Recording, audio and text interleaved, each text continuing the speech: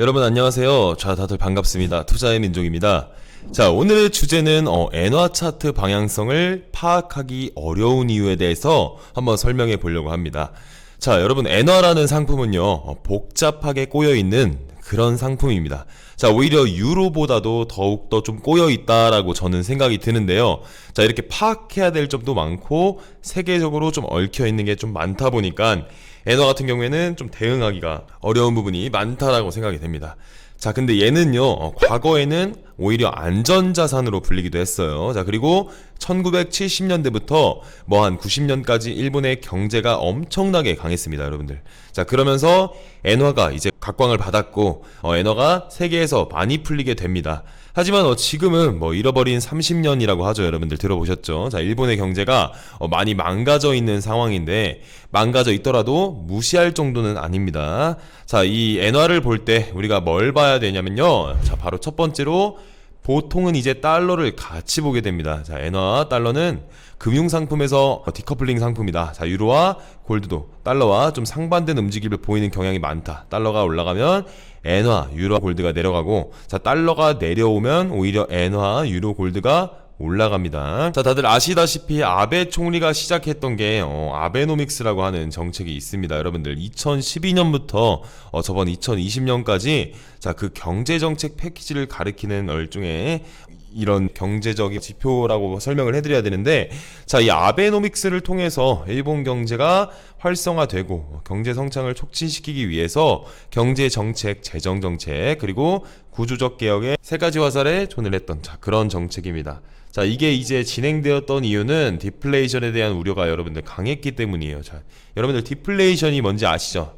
모르는 분들을 위해서 한번 설명해 드릴게요. 자, 디플레이션이란 뭐냐? 자, 물가가 점점 계속 아래로 가는 거예요, 여러분들. 자, 그만큼 이제 사람들이 돈을 오히려 안 쓴다는 거예요. 여러분들 인플레이션 온다 하잖아요. 인플레이션은 물가가 위로 올라가는 거고, 자, 반대로 디플레이션은 뭐다? 자, 물가가 점점 아래로 오히려 내려간다는 거예요. 자, 사람들이 돈을 안 쓴다는 거고, 대출도 막히고 경제적으로 여러모로 얼어붙는 그런 시대다. 자, 경기 침체로 받아들여집니다. 자, 디플레이션 경기 침체를 조금 벗어나기 위한 일환으로 자, 이제 아베노믹스를 시작하게 됩니다. 자, 이때부터 엔화 가치가 쭉 미끄러지기 시작합니다. 자, 2012년도부터 자, 쭉쭉쭉쭉 떨어지기 시작하고, 자, 왜냐? 시장에 많은 엔화가 이미 풀렸기 때문에 자, 수요와 공급의 법칙을 생각하시면 됩니다. 자, 이렇게 이제 정책 금리를 매우 낮게 유지를 했는데, 자, 이 당시부터 이제 아베노믹스 진행이 시작되고 난 뒤 한 4년 뒤 2016년부터는 오히려 마이너스 금리에 들어섭니다. 자, 그리고 2024년도 초까지, 자, 올해 초까지 마이너스 금리를 유지를 해요. 자, 그러면 어떻게 되겠어요? 자, 금리가 낮다는 것은 돈을 은행에 안 맡기겠다는 거죠. 자, 은행에 넣으면 어떻게 돼요? 오히려 마이너스가 되는 거예요. 마이너스. 자, 그럼 어떻게 해요? 자, 써야겠죠. 차라리 뭐 투자를 하거나 막 소비를 하면서 그런 식으로 이제 눈을 돌리겠네. 그죠? 자, 근데 이렇게 마이너스 금리가 되면서 엔화가 세계적으로 많이 풀리게 됩니다.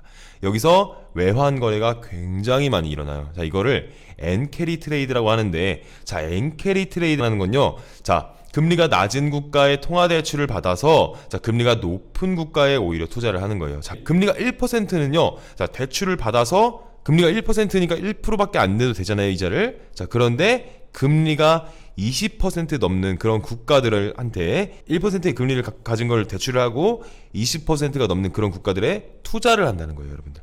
자, 그럼 금리차가 무려 19%예요. 그쵸? 자, 이걸 이제 엔캐리 트레이드라고 하는데, 자, 일본 엔화가 이런 곳에 오히려 많이 쓰이게 됩니다. 자, 엔화를 대출받아서 미국에 투자를 해도 그만큼 수익률이 나온다는 거예요. 때문에 일본은 이렇게 이자를 받는 것으로 우리나라의 무역 수입을 벌어들이고 있었습니다. 자, 그리고 엔화의 낮은 가격으로 자, 일본 기업들이 기업 실적이 갈수록 계속해서 호조를 보이고 있는 그런 국가였어요. 자, 근데 최근에 일본이 마이너스 금리에서 벗어나왔어요. 그 이유는 뭘까요? 자, 일본의 디플레이션이 어느 순간 정상화가 되기 시작했습니다. 근데 일본의 국가 부채가 워낙 커서 금리를 올리기 쉽지 않을 것 같은데요? 라고 하시는 분들도 여러분들 있으실 거예요. 사실 이게 금리를 1% 올리면요, 여러분들 일본이 파산할 수도 있다라는 우려가 나오긴 해요. 국제정세사에서요. 자, 그럼에도 불구하고 앞으로 일본 중앙은행의 가치를 올리기 위해서 최대한 다른 방안을 강구할 겁니다. 일본 재무부 쪽에서도요.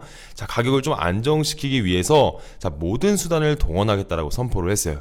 자, 그 말인즉슨 결국엔 금리 인상도 불사하겠다라는 것으로 들리고요. 아마 올해 10월 이번에 총리 바뀌었죠. 자, 올해 10월이 지나가기 시작하고 자, 엔화의 가격이 저점을 유지할 경우 자, 금리 인상에 대한 언급이 분명히 있을 겁니다. 자, 그렇다 하더라도 뭐 1% 미만대에서는 엔화를 통한 엔캐리 트레이드는 아마 멈추지 않을 겁니다. 자, 다만 엔캐리, 엔화 같은 경우에는요, 좀 장기적으로 보고 대응을 하시는 게 좋다. 사실 선물로서 대응을 하시는 것보다 외환 투자로 대응을 하시는 게 오히려 유리한 그런 상품이다라는 점을 좀 알려드리고 싶었어요. 자, 오히려 이제 좀 말씀드리고 싶은 거는 메타 트레이더를 통한 엔화 거래가 조금 더 유리할 수도 있다. 최소 1년 정도는 보고 대응을 하셔야 되기 때문에 자, 내년 후반부까지 그리고 이 올해 말까지도 최소한 보고 자, 정말 장기간으로 보고 대응을 하셔야 되는 그런 상품이라는 점. 자, 오늘 준비한 내용은 여기까지입니다. 자, 감사합니다. 투자의 민족이었습니다.